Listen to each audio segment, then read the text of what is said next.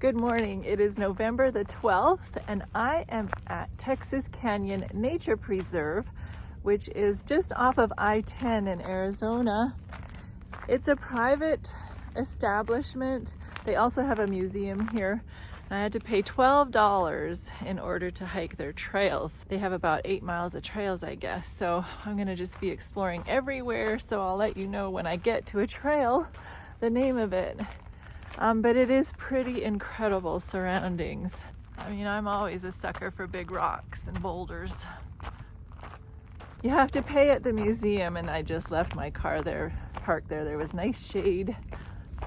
But I guess there is different trailheads around. Anyways, we'll explore and see what it's all about. Well, they actually have a restroom, so that is nice. And a little picnic area. I will definitely have to eat my lunch here. Well, in my wandering about, this is the first trailhead I've come to, Fulton Family Trailhead. So, the lady, I must admit, at the museum wasn't the friendliest. And you have to sign your life away. You have to sign a disclaimer. And she said, trails close at 3:30. Okay. Mesquite Tree Trail. Oh. I guess there's lots of little trails off this Fulton family that makes up the Fulton Family Trail, is my understanding. I will be the first to tell you that the Bible has some pretty gory stories recorded in it, as we have seen in the past and which we will see today. But if it's recorded in the Bible, then there must be a point to them.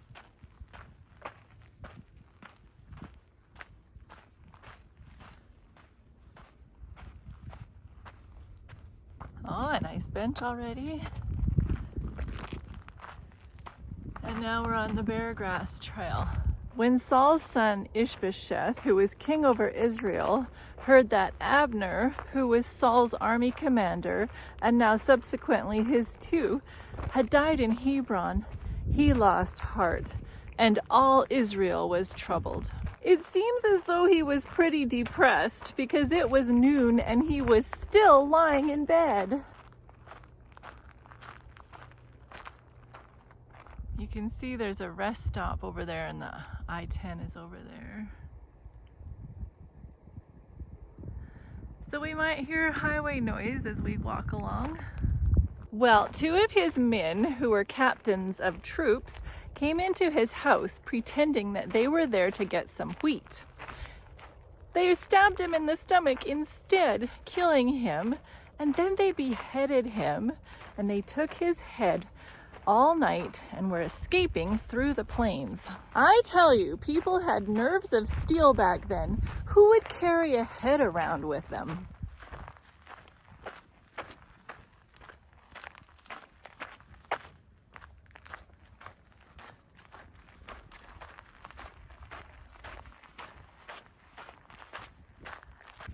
I'm telling you, this is just really cool.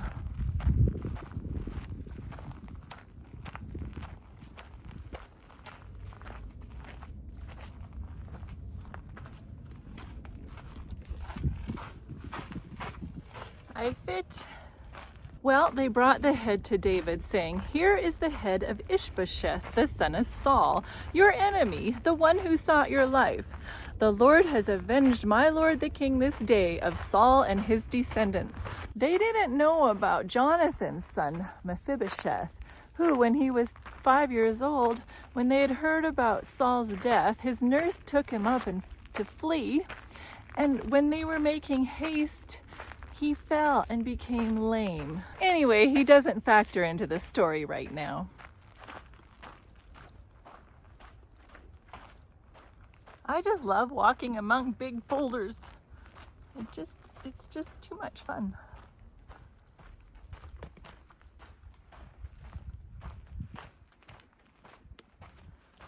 David was not impressed with these guys. His words about Ishbosheth's murder are similar to his words about the murder of Saul and Abner. These people did those heinous deeds thinking they would win favor in David's eyes. David saw that they were cowards, killing an innocent man on his bed. So David had them executed and cut off their hands and feet and hanged them by the pool in Hebron. You see, cutting off one's hand and feet and hanging in public was extremely humiliating. But I don't see the point of that since they were dead. Doesn't it look like they took those 2 stones and put them under there to prop up that big boulder? But I think that was an act of God, not man. That's pretty incredible. Now I'm going onto the oak tree trail. I guess we'll see some oaks, eh? Anyway, they took the head of Ishbosheth and buried it in the tomb of Abner in Hebron. This was a gracious act. There was a belief that improper burial affected a person's afterlife. Well, there's a big oak tree. Beautiful. These captains had probably played an active part with the army of Saul in seeking David's life, thinking that maybe there was a similar spirit within his heart of enmity and hatred towards Saul and his household as there had been from Saul towards David.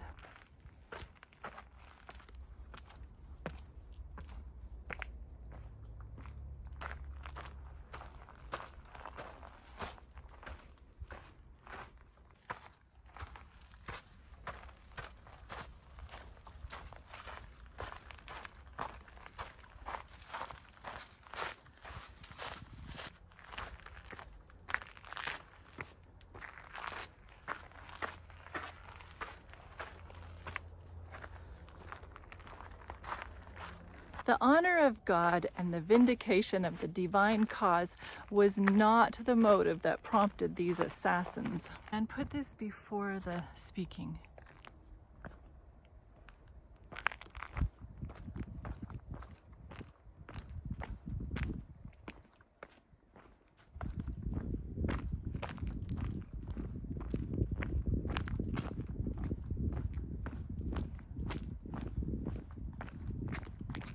They slew Ishbosheth because they sought their own interests, not the good of David. And their words were calculated to awaken within him a spirit of gratitude towards themselves, that they might receive a handsome reward. The men were guilty of a crime that merited punishment, not reward. Busy little critters.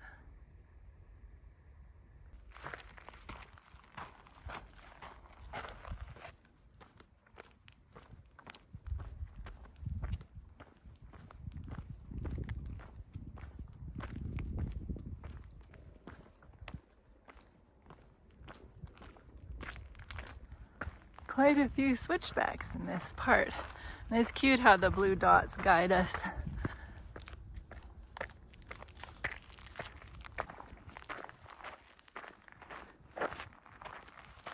David had become well acquainted with God and his ways of justice and right. Repeatedly, the Lord had intervened to spare the life of David and to bring distress upon his enemies. David was willing to leave vengeance up to the Lord.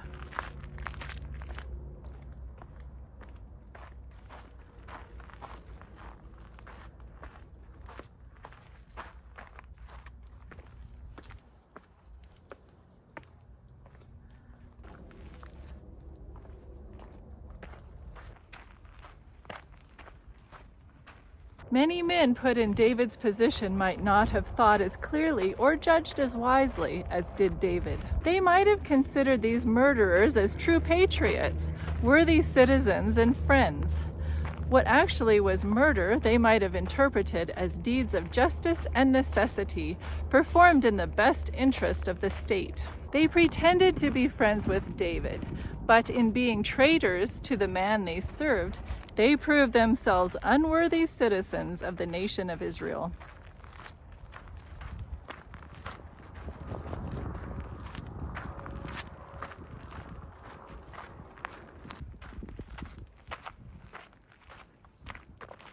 Let some turn of events place David in an unfavorable situation, and they would not hesitate to slay him exactly as they did Ishbosheth. Such men could not be trusted. It's just so fun to see the balancing act that God does with these rocks. I mean, look, here's another example. Okay, now we're going on to the Sky Trail. It's neat because they have the signs in Odam, English, and Spanish.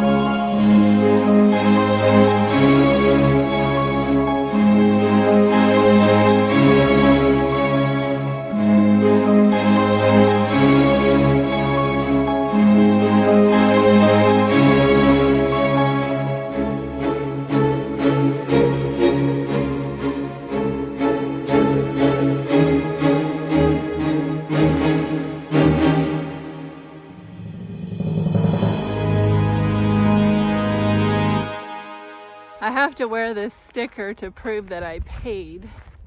But the Healing Hiker rating gives this whole trail system a 5 out of 5.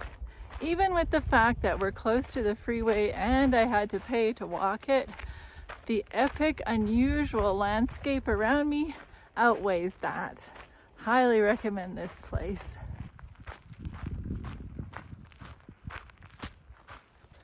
This is quite the wall.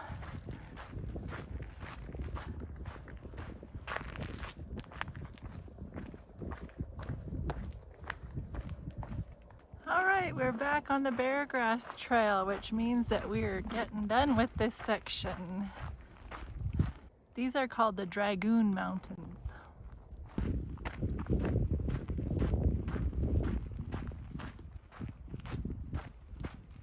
What example can we think of in recent U.S. history, not of murder, but of uprising, thinking they were doing a special favor for the nation? We have to be so discerning and get to know God and His ways, and then we can see the criminals for who they really are. And now the last little leg, Mesquite Tree Trail, back to the parking area. I challenge you to get into God's Word and understand Him so that you can discern right from wrong.